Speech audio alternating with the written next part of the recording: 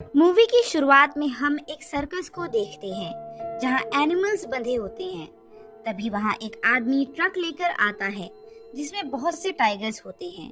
वो driver circus के manager को ढूंढते हुए उसकी वैनिटी तक पहुंच जाता है जहां उसकी वाइफ, जिसका नाम यांका था, चेंज कर रही थी। वो उसे देखकर दरवाजा बंद कर लेती है, लेकिन उसी वक्त मैनेजर वैनिटी से निकलकर ड्राइवर को मारने लगता है। जब यांका बाहर निकलती है तो वो मैनेजर उसे भी धक्का देकर चला जाता है। रात के वक्त हम देखते हैं कि सर्कस में एक ट्रेनर टाइगर्स को ट्रेन कर रहा होता है। तभी वहाँ मैनेजर आता है और यांका के बारे में पूछने लगता है। दरअसल यांका ट्रेनिंग के लिए थोड़ा लेट हो गई थी, लेकिन यांका जब वहाँ आती है तब मैनेजर उसे बहुत बुरी तरह ट्रीट करता है और घसीटते हुए केज के अंदर डाल देता है।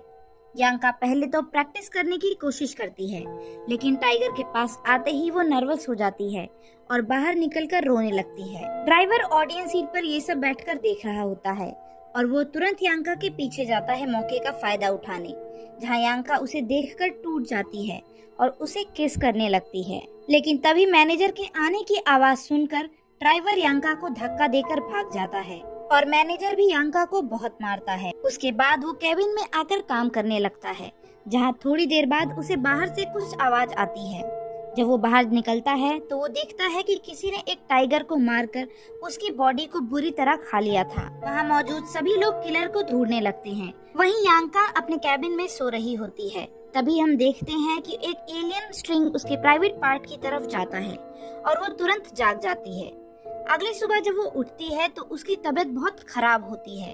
वो चेक करवाने जाती है, तब उसे पता चलता है कि वो प्रेग्नेंट है। यांका मैनेजर के टॉर्चर के डर से वहाँ से भागने का डिसाइड करती है। फिर सीन शिफ्ट होकर 1 महीने बाद का दिखाया जाता है, जहाँ हम देखते हैं कि वो सर्कस मैनेजर यांका को ढूंढ रहा होता है। एक टैक्सी ड्राइवर उसे यांका के अपार्टमेंट तक छोड़ देता है।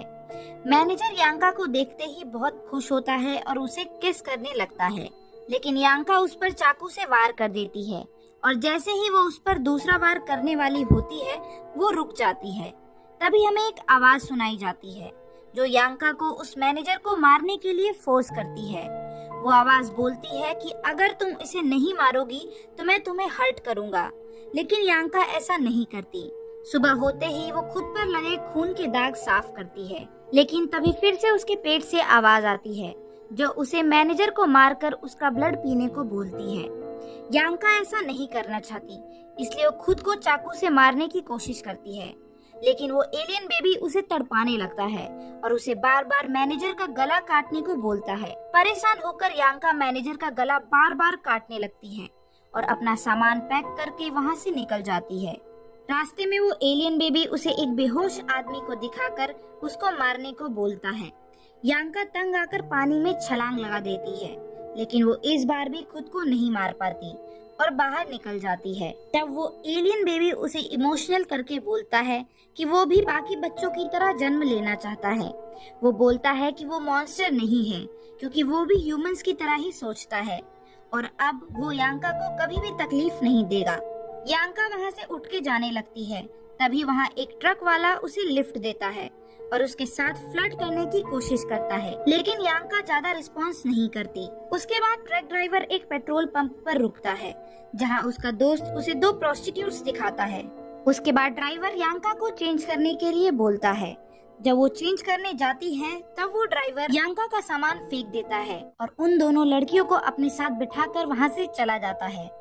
इस इंसिडेंट के बाद 2 महीने बीत जाते हैं और हम यांका को एक रेस्टोरेंट में काम करते हुए देखते हैं। एक दिन वहाँ रिचर्ड नाम का एक आदमी आता है और वो यांका से अट्रैक्ट होकर उसके पीछे बेसमेंट में चला जाता है, जहाँ अंधेरे में उसे कुछ काटता है और वो डर से चिल्लाने लगता है। तभी उस रेस्टोरेंट की ओनर, जो कि रिचर्ड की गर्लफ्रेंड भी होती है, वहाँ आ जाती है और वो दोनों ऊपर चले जाते हैं। फिर सीन शिफ्ट होकर यांका पर जाता है, जो पास में ही छुपी थी और उसके मुंह पे ब्लड भी लगा हुआ था, जिसका साफ मतलब था कि उसने ही रिचर्ड को काटा था। उसके बाद वो वहाँ से चली जाती है। एलियन बेबी उसे एक दूसरे रेस्टोरेंट में जाकर शिकार ढूंढने के लिए बोलता है, लेकिन वहाँ भी रिचर्ड उसका पीछा करते हुए आ जाता है। वो दोनों मिलकर खाना खाते हैं। रिचर्ड उसे बताता है कि वो पहले एक सर्कस में क्लाउन का काम करता था, लेकिन सर्कस बंद होने के बाद उसे वहाँ से जाना पड़ा। यांका को भी पुराने दिनों की याद आ जाती है। उसके बाद वो दोनों रेस्टोरेंट से बाहर जाते हैं। रिचर्ड यांका के साथ चलने के लिए बोलता है, लेकिन वो मना कर देती है, जिससे एलियन बेबी बहुत गुस्सा होता है। अगले दिन जब यांका काम खत्म करके निकलती है, तब वो एलियन बेबी उसे एक आदमी का पीछा करने के लिए बोलता है, लेकिन बदकिस्मती से वो आदमी यांका को अपना पीछा करते हुए नोटिस कर लेता है। उसे लगता है कि यांका उसे पसंद करती है और यहीं उसकी ठरक जाग जाती है, जिसका फायदा उठाकर यांका उसमें चाकू घुसा देती है। तभी वहाँ कुछ लोग आ जाते हैं।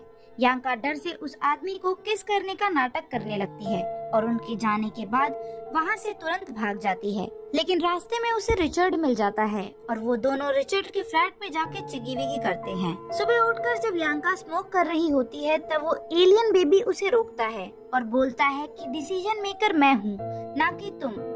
इतनी बंदिशों से तंग आकर यांका खुद को चाकू से मारने की कोशिश करती है, लेकिन रिचर्ड उसे ऐसा करते हुए देख लेता है और उसे आकर रोकता है। वो यांका को शादी का ऑफर भी देता है, लेकिन यांका उसमें कैंची घुसाकर उसे मार देती है। तभी उसकी गर्लफ्रेंड वहाँ उस फ्लैट पे आ जाती है और रिचर्ड को ढूंढने लगती है। यांका उसे उसी रूम में बंद कर देती है, जहाँ रिचर्ड की बॉडी देखकर उसकी गर्लफ्रेंड डर जाती है और यांका वहाँ से भी भाग जाती है। उसके बाद सीन शिफ्ट होकर 6 महीने बाद का दिखाया जाता है, जहाँ एक आदमी टैक्सी बुलाता है जिसे यांका चला रही होती है। तभी वो एलियन बेबी उसे पास में ही जॉगिंग कर रहे एक आदमी को मारने को बोलता है। यांका ऐसा ही करती है और उस पर गाड़ी चढ़ा देती है और रॉड से मार मार के उसके सर को अलग कर देती है। यांका ये सब करके बहुत थक गई थी, इसलिए वो कार में ही सो जाती है, जहाँ उसे एक नाइटमेयर आता है जिसमें वो एलियन बेबी उसका पेट फाड़कर निकल रहा होता है। यांका डर से उठ जाती है और कार स्टार्ट करने की कोशिश करने लगती है, लेकिन वो नहीं चलती। तब यांका जाकर इंजन चेक करती है। तभी एक मैकेनिक उसकी हेल्प करने आता है, लेकिन यांका की हालत और भी ज्यादा खराब होने लगती है। तो वो मैकेनिक एक कार को रोककर उसको हॉस्पिटल ले जाने के लिए बोलता है, लेकिन जैसे ही यांका को होश आता है, वो कार को रोकने की कोशिश करती है। इन बैलेंस बिगड़ने से कार का एक्सीडेंट हो जाता है और ड्राइवर वहीं पर मर जाता है। यांका वहाँ से निकलकर बेहोश हो जाती है और जब उसको होश आता है तो वो खुद को एक लेडी के पास देखती है, जो उसे बेबी के बारे में बता रही होती है। यांका उससे टेलीफोन मांगती है और उसकी तारों से ही उसका गला घोटकर मार डालती है और पास में ही पड़ी खिड़की से कूदकर वो पार्क में भाग जाती है। वो एलियन से उसके पैदा होने के बारे में पूछती है और बोलती है कि वो तो कुछ ही दिनों में मर जाएगा, जिस पर एलियन बोलता है, हाँ, लेकिन मैं दोबारा जिंदा हो जाऊंगा अगर मैं अपने नेचुरल एलिमेंट यानी समुद्र में जा पाऊं। वो यांका से बोलता है कि तुम मुझे समुद्र मत ले जाओ, लेकिन मुझे खून लाकर दो। यांका भी बहुत वीक हो चुकी थी, इसलिए वो मना कर देती है। तब वो एलियन बेबी उसे ब्लड डोनेशन वैन दिखाता है। तब यांका एक बच्चे से उसका टॉय गन छीनकर वैन के डॉक्टर्स को डराती है और वैन में ही बैठे एक डोनर का ब्लड छीनकर उसे पीने लगती है। वो वैन को भी चुराकर समुद्र की ओर ले जाने लगती है। रास्ते में यांका एलियन से पूछती है कि समुद्र कैसे उसका नेचुरल एलिमेंट है। तब वो एलियन उसे बताता है कि वहाँ वो इवॉल्व होगा और आने वाले 5000 सालों में वो धरती पर आ जाएगा और ह्यूमंस का खात्मा कर देगा, जिसको सुनकर यांका हंसती है। वो दोनों बात कर ही रहे होते हैं कि तभी वो डोनर जाग जाता है और यांका पर हमला कर देता है, जिससे वैन का एक्सीडेंट हो जाता है। डोनर की मौत ऑन द स्पॉट हो जाती है, लेकिन यांका को एम्बुलेंस में लाया जाता है, जहां उसकी भी सांसें रुक जाती है। लेकिन वो एलियन उसका हार्ट दोबारा से धड़काने में कामयाब हो जाता है और उसकी सांसें फिर से चलने लगती है। यांका सबसे पहले पास में बैठे कंपाउंडर को गैस मास्क लगाती है, जिससे वो फट जाता है। जब ड्राइवर एम्बुलेंस रोककर देखने आता है, तब यांका उसके मुंह पर भी सिलेंडर फेंककर उसे भी मार डालती है। तभी उसे लेबर पेन शुरू हो जाता है और वो एक बेबी को जन्म देती है, जो बिल्कुल देखने में ह्यूमन बेबी जैसा था। थोड़ी देर बाद वहाँ एक ट्रैवलर आता है, जो एम्बुलेंस की हालत देखकर बहुत डर जाता है। दूसरी तरफ यांका मौका पाकर उसकी कार चुराकर भाग जाती है, लेकिन बदकिस्मती से उसकी कार रास्ते में ही खराब हो जाती है और वो पेट्रोल पंप पे एक मैकेनिक को ढूंढने जाती है। मैकेनिक उसे मिल तो जाता है, लेकिन वो थोड़ा बिजी होता है, इसलिए यांका उसका वहीं पर बैठ के वेट करने लगती है। तभी बाहर एक बस आकर रुकती है, जिसमें से एक आदमी कार में धुआं देखकर उसकी तरफ आता है, लेकिन वो बेबी उसे अंदर घसीट लेता है और खाने लगता है।